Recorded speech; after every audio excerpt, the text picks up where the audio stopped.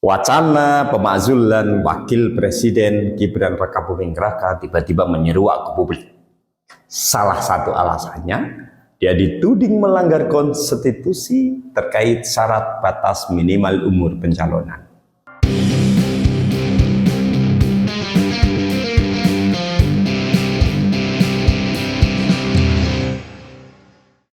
Mungkinkah wacana atau isu ini hanya sekedar gimmick politik Gibran dalam rangka persiapan menuju kursi RI 1 2029 mendatang? Secara konstitusi, terpilihnya Gibran Rakabuming Raka sebagai Wakil Presiden RI pada pemilu 2024 lalu merupakan paket politik bersama Presiden Prabowo Subianto. Sehingga wacana memakzulkan atau melengsarkan Gibran setelah terpilih sebagai Wapres bersama Prabowo bukanlah perkara yang mudah. Meski usulan pemakzulan itu sudah disampaikan Forum Purnawirawan Prajurit atau FPP TNI kepada Presiden Prabowo selaku eksekutif dan kepada DPR MPR RI selaku legislatif. Namun, pemakzulan itu butuh proses panjang dan pasti akan semakin membuat gaduh politik dalam negeri.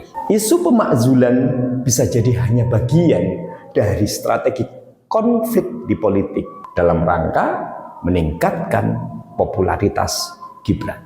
Dalam politik, tentu ini sah-sah saja. Bagaimanapun, isu pemakzulan ini menjadi isu yang kontroversial karena posisinya Gibran berada di dalam kekuasaan. Kecuali kalau di luar kekuasaan, strategi konfliknya lebih sebagai oposan yang hari-hari mengkritik lawan politik atau kebijakan pejabat yang sedang berkuasa. Teori konflik dalam politik banyak memunculkan pertentangan, persaingan, dan ketegangan. Hal itu merupakan bagian integral dari dinamika politik. Konflik politik muncul karena perbedaan kepentingan, tujuan, dan ideologi antara aktor-aktor politik seperti individu, kelompok, atau organisasi. Teori konflik ini dapat bersifat positif atau negatif. Menjadi positif karena teori ini dapat menjadi ruang penyampaian aspirasi politik melalui mekanisme yang sah. Sementara dapat bersifat negatif apabila konflik yang muncul mengancam stabilitas politik dan dengan cara yang dilakukan ilegal. Nah, selain sebagai upaya meningkatkan popularitas, isu pemakzulan ini juga sebagai langkah politik Gibran dalam memperkuat citra diri. Dengan menarik perhatian publik ini, dipercaya sebagai cara membangun rasa simpati masyarakat atas dirinya sendiri sebagai pihak yang didolimi. Apalagi secara konstitusi, pelengseran Gibran itu diyakini tidak akan terjadi dalam waktu yang sangat dekat atau dalam waktu yang cepat. Bahkan isu ini kita prediksi akan dipelihara terus dan menjadi perbincangan publik sampai akhir 2027 atau pertengahan 2028. Targetnya agar publik lupa untuk membicarakan tokoh lain. Bahkan publik lupa membicarakan dirinya sendiri. Publik akan lebih sibuk membicarakan sang wapres terus-terusan hingga tiba-tiba waktunya pemilu tiba, bahwa pada 2029 mendatang jika Gibran maju sebagai calon presiden, maka sudah tidak perlu lagi mengubah Undang-Undang Nomor 7 Tahun 2017 tentang pemilihan umum, terutama pasal 169 huruf Q terkait batas usia minimal 40 tahun. Seperti pada 2024 lalu. Pada 2029 nanti, Gibran usianya sudah menginjak angka 42. Atau sudah melebihi batas minimal syarat umur pencalonan.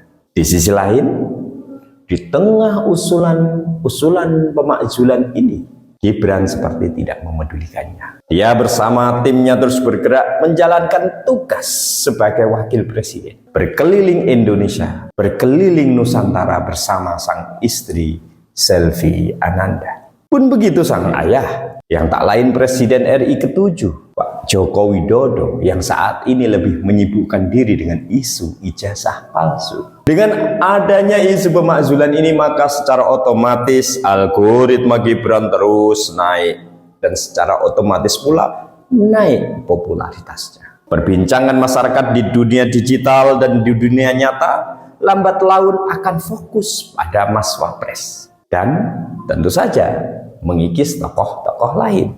Jangankan nama-nama tokoh seperti Anies Baswedan, Ganjar Pranowo yang sudah tidak punya panggung lagi, atau Bapak Mahfud MD atau Muhaimin Iskandar yang pernah menjadi kompetitornya. Bahkan nama Presiden Prabowo dan ayahnya Pak Joko Widodo juga akan ikut tergeser dengan algoritma Gibran Rakabuming Raka. Isu pemakzulan ini menjadi salah satu konten politik yang sangat menguntungkan bagi Gibran. Meskipun di antara keuntungan itu hanya berupa popularitas, namun konten ini membuat kubu kawan dan lawan politik Gibran terus-menerus memproduksi isu lanjutan atau memproduksi ulang isu dan menyebarkan ke jaringan masing-masing.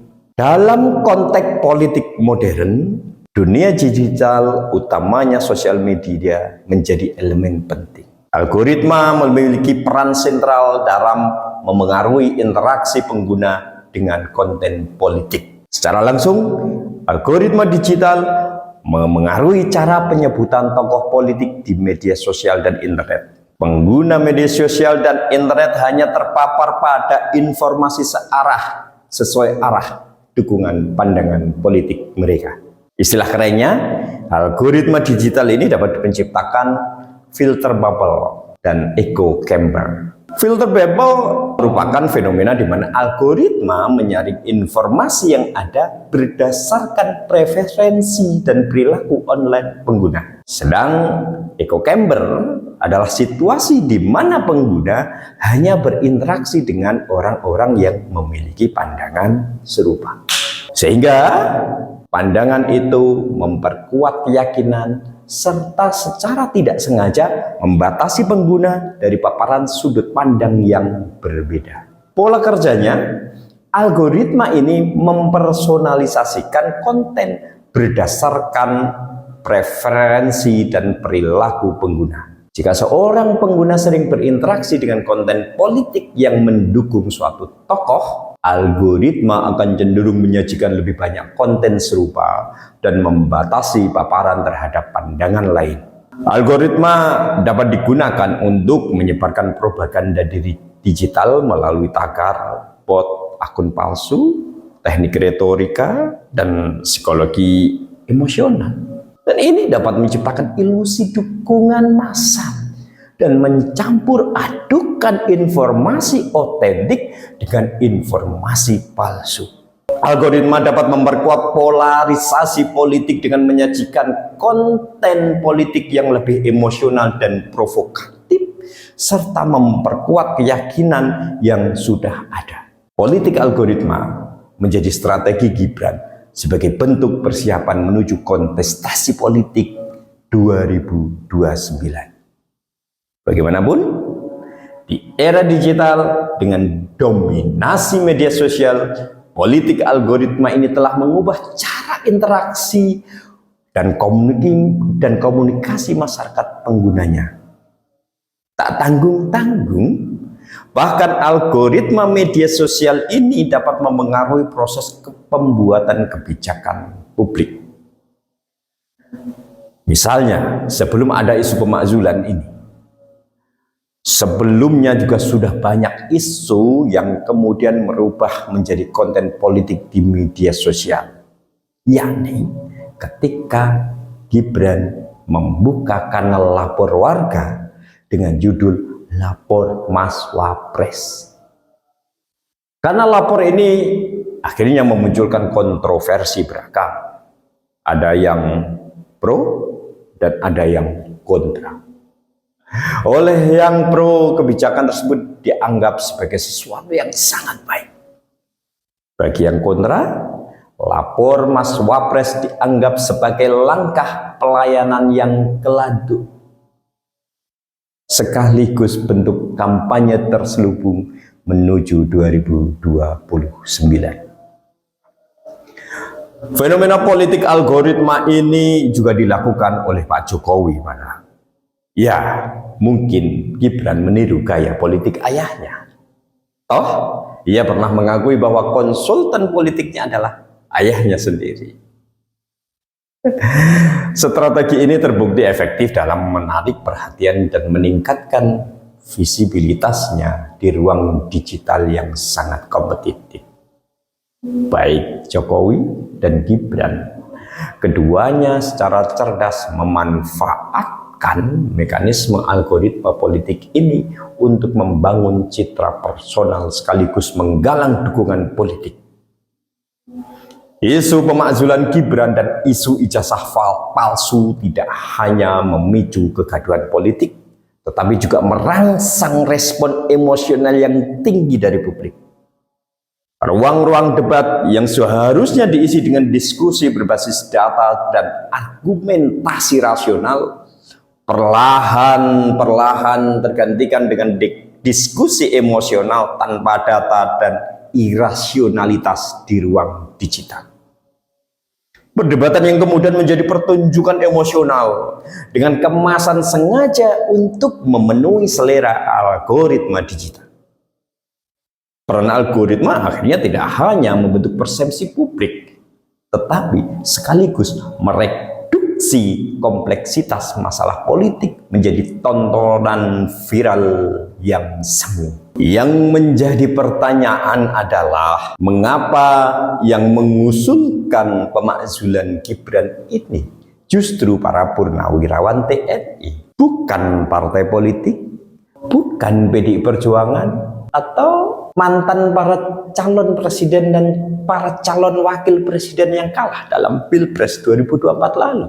Padahal sebagian besar FPP tentu juga turut serta mendukung Prabowo Subianto berpasangan dengan Gibran pada Pilpres 2024 lalu, bukan? Pihak yang paling memungkinkan untuk memakzulkan atau menurunkan seseorang dari jabatan presiden dan atau wakil presiden secara konstitusi adalah lembaga legislatif, DPR, MPR, bukan forum purnawirawan. Itu pun harus ada alasan yang kuat. Misalnya pejabat tersebut, presiden atau wakil presiden tersebut melanggar konstitusi atau melanggar sumpah jabatan. Sementara anggota DPR MPR yang ada adalah orang-orang partai politik yang secara mayoritas adalah pendukung Prabowo Gibran pada pemilu 2024 lalu. Sehingga apakah mungkin partai yang mendukung pencalonannya bersedia untuk melengsarkannya? Sebut saja misalnya MPR RI yang ketuanya Ahmad Muzani, Sekjen Partai Gerindra. Sementara anggota DPR MPR RI yang ada adalah orang-orang politik yang secara mayoritas tak lain tak bukan adalah pendukung Prabowo Gibran pada pemilu 2024 lalu. Sehingga apakah mungkin partai yang mendukung pencalonannya bersedia untuk melengsarkannya? Sebut saja misalnya MPR RI yang ketuanya Ahmad Muzani yang tak lain adalah Sekjen Partai Gerindra dan anggotanya tak lain adalah para pengurus partai yang tergabung dalam koalisi pendukung pemerintah, ya terkecuali PDI Perjuangan memang. Bahkan jauh sebelum usulan pemakzulan itu disampaikan FPP ke MPR, Ahmad Muzani dengan tegas mengatakan bahwa pemakzulan itu mustahil terjadi karena Gibran adalah satu paket dengan Presiden terpilih Prabowo Subianto. Seandainya usulan ini masuk ke DPR RI yang diketuai oleh Puan Maharani dari PDI Perjuangan, usulan ini juga mestinya harus masuk dalam agenda sidang paripurna DPR. Nah, di sidang paripurna DPR belum tentu juga semua anggota sepakat. Kalaupun akhirnya dilakukan voting misalnya, usulan pemakzulan ini pasti hanya akan menguap begitu saja. Kalaupun PDI Perjuangan yang harus memperjuangkan diterimanya usulan itu juga sangat tidak mungkin, sebab PDI Perjuangan sudah tidak mau lagi jadi alat politik gimmick Jokowi dan Gibran. Di satu sisi, isu pemakzulan ini adalah bagian dari politik algoritma Gibran. Sehingga dalam menjalankan teori konflik, dipilihlah Forum Purnawirawan Prajurit TNI yang secara konstitusi tidak memiliki kewenangan. Ya, meskipun mekanismenya dijalankan. Secara mekanisme usulan mereka disampaikan melalui jalur politik di DPR MPR. Usulan itu sudah tepat. Dipilihnya FPPE, dipilihnya Forum Purnawirawan Prajurit sebagai martir pelontar isu menjadi bagian dari strategi yang jitu yang pas. Dalam ranah psikologi massa, masyarakat pemilih Prabowo Gibran cenderung diam. Bagi yang kontra dengan isu ini, secara tiba-tiba dan emosional akan membela mati-matian Prabowo Gibran. Sementara yang pro dengan isu ini akan menyerang habis-habisan pendukung Prabowo Gibran. Sementara lagi, bagi yang tidak berkepentingan melihat panggung itu hanya ya setidaknya emosinya terpengaruh. Pilihan mereka akhirnya terbelah, mendukung isu dan semakin mempertajam atau membiarkannya lalu apolitis. Sudahlah. Isu pemakzulan itu sama halnya dengan isu ijazah palsu.